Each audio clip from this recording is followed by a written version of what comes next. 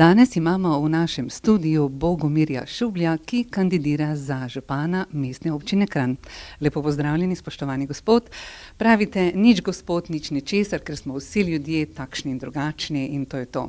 Sicer nekaj vprašanj bom zastavila gospodu Šublju, tako da se bova malo pogovorila in kakšno besedo rekla.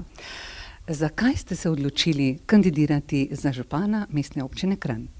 No, predvsem sem bil delegiran s strani stranke, ker sem pa pač Kranjčan od nekdaj, pa sem z veseljem sem sprejel to ponudbo. Seveda bi rad naredil nekaj novega, nekaj več. Delal sem 15 let v tujini, to se pravi v Rusiji. Znam delati z veliko ljudi, ker tam je čisto drugače življenje, več je ljudi in imam izkušnje, ki mislim, da bi lahko prav prišle v pomoč mestu Kranj.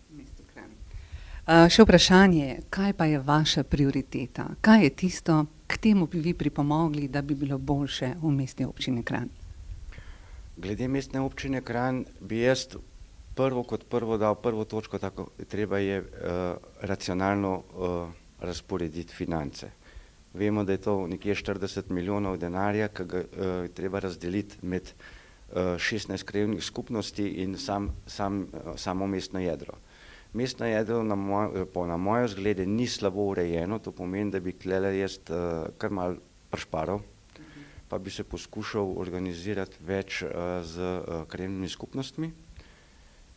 Pa seveda so pa določene stvari, ki so potrebne v investicijo iti, to se pravi promet, zveze, veliko več za starejše občane je treba narediti, imamo samo en dom upokojencev, to sem jaz delal, vsi moji protikandidati imajo ta program zdaj, ampak v prvem planu sem ga pa sam jaz imel, to se pravi, sem pristaš novega doma za upokojence.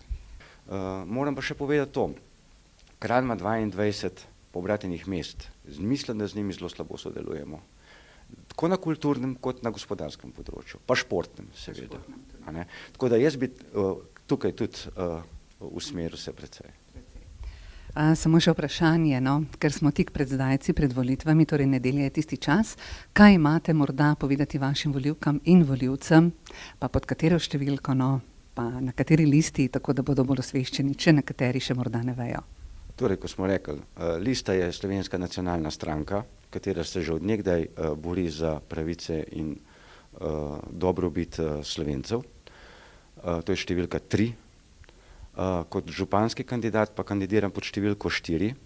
In zakaj za mene? Zato, ker sem v življenju vse, kar sem dosegel z trdim delom. Pripravljen sem delati in pripravljen sem sodelovati in čas mi ni neka obligacija. Časa je dost, ur je dost, treba je pa delati. Res hvala lepa za vaš takle krasen odgovor, naj bo samo še srečno in to je tisto. Lepa hvala. Hvala lepa in se vidimo na volitvah.